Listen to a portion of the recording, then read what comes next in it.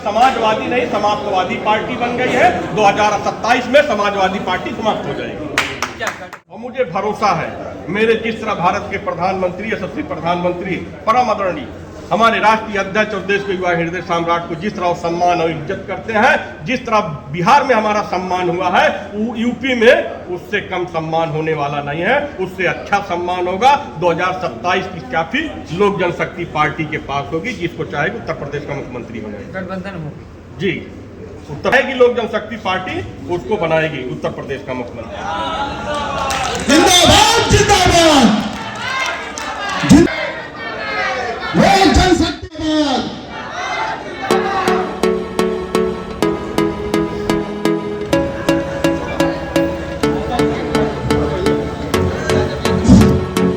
अब इस कार्यक्रम को आगे बढ़ाते हुए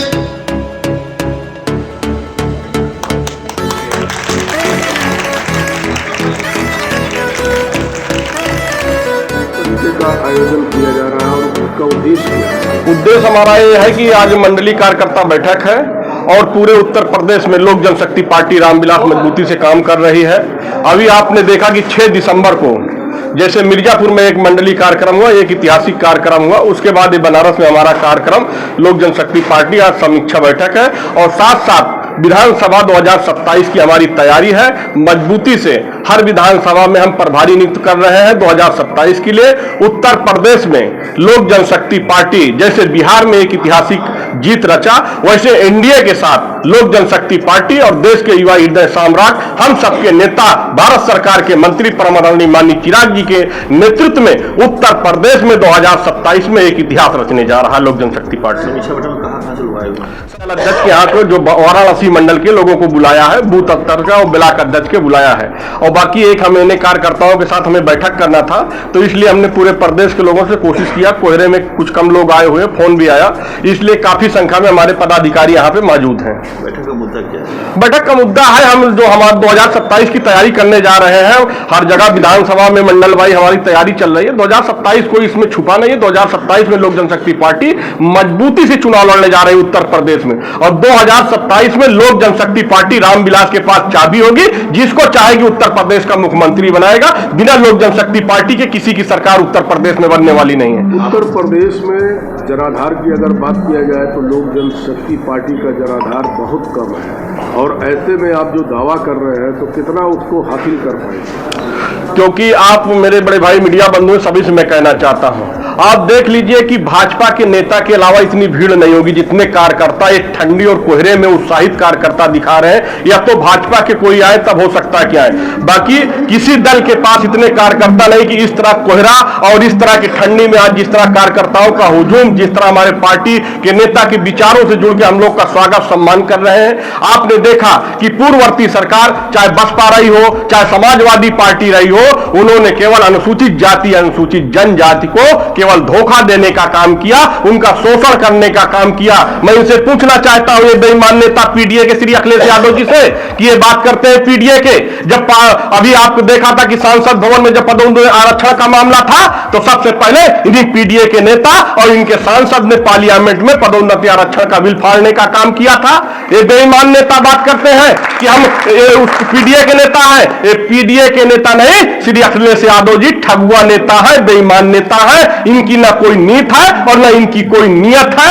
सबसे पहले लोक जनशक्ति पार्टी 2027 में मजबूती से चुनाव लड़ेगी और जिसको चाहेगी उसको मुख्यमंत्री उत्तर प्रदेश का बनाएगी। वर्तमान में दाल मंडी में चोरीकरण को लेकर तमाम विरोध हो रहे हैं। जी, दाल मंडी में चोरीकरण हो रहे हैं, आपके नेता जी क्या कर रहे हैं?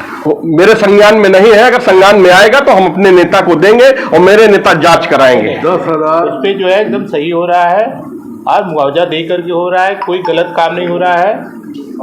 उस पे जिसके भी साथ जो भी है रजिस्ट्री करा के बाकायदे तोड़ा जा रहा है, उनको मुआवजा दिया जा रहा है। बहुत लोग अवैध कब्जा में थे। सर जी, जो दाल मंडी है पूर्वांचल की राजधानी की हब है, वो है नहीं दाल मंडी। देखिए, विकास के रास्ते में जो भी होगा उनको मुआवजा दे करके या रजिस्ट्री करा के बाकायदे प्रशासन किसी का हड़प करके नहीं कर रहा है। यूपी में कह रहे हैं 27 में लड़ेंगे, उसके पहले पंचायत चुनाव है, प्रधानी चुनाव, क्या रणनीति रहेगी? पंचायत चुनाव के लिए तो मैंने भदोही में 1 साल पहले मीटिंग करके कह दिया था कि लोक जनशक्ति पार्टी रामविलास पंचायत चुनाव अपने बलबूते पे उत्तर प्रदेश में पंचायत चुनाव लोक जनशक्ति पार्टी लड़ने जा रही है। क्या रणनीति आज आप सभा कर रहे हैं वाराणसी में, क्या क्या तैयारियां हैं? हमारी पूरी तैयारियां, हमारा बूथ स्तर तक लोक जनशक्ति पार्टी का गठन है। पूरे उत्तर प्रदेश में पदाधिकारी कार्यकर्ता मजबूती से काम कर रहे हैं। अभी आपने देखा कि 6 दिसंबर को मैंने मिर्जापुर में मंडल कार्यकर्ता सम्मेलन किया था।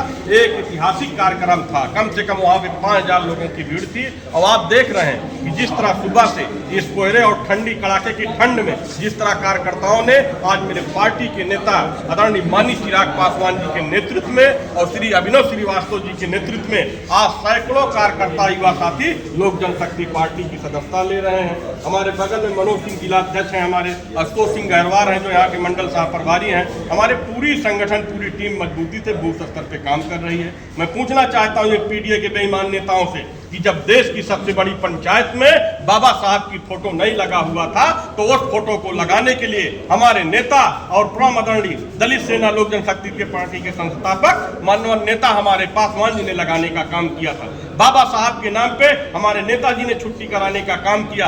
बाबा साहब के नाम पे डाक टिकट जारी करने का काम किया। वीरांगना उदा देवी पासी के नाम पे डाक टिकट जारी किया। आज ये आपका टेलीफोन मोबाइल जो घर घर घूम रहा है, ये नेता हमारे नेता की देन है। आप देखिए ना कि घर घर जब दूरसंचार मंत्री बने थे तो हमारे नेताजी को एकदम घाटे में चल रहा था उस समय दूरसंचार विभाग। उन्होंने कहा था बिहार की धरती से कि मैं दूरसंचार में ऐसी क्रांति लाऊंगा कि ये टेलीफोन बैगन के भाव बिकेगा। आज मैं देखता हूं कि हर आदमी के पास, हर जनमानस के पास 1-1, 2-2, 4-4 मोबाइल है। कोरोना काल में जिस तरह माननीय प्रधानमंत्री जी चिंतित थे, माननीय पासवान साहब से हमारे पूछे थे कि कोरोना काल में कैसे निपटेंगे, मगर उस समय माननीय हमारे नेता श्रद्धेय दुनिया में नहीं है। उन्होंने कहा था कि कोरोना काल से हम निपटे थे। आज जो 5 किलो गरीबों को राशन मिलता है वो देन हमारे नेता की देन है। आज गरीबों के लिए ना है जो पदोन्नति आरक्षण का मामला हमारे नेता की देन है। मंडल कमीशन जो सिफारिश हुई हमारे नेता की देन है। ये बात करेंगे आरक्षण संविधान की बात करते हैं। मैं इनसे पूछता हूं कि जब उत्तर प्रदेश में हमारे बहन बेटियों के साथ बलात्कार होता है, बलात्कार है, उनकी हत्याएं होती है तो कौन जाता है? सबसे पहले लोक जनशक्ति पार्टी रामविलास उस परिवार को वहां से पहुंचने का काम करती है। जिंदाबाद जिंदाबाद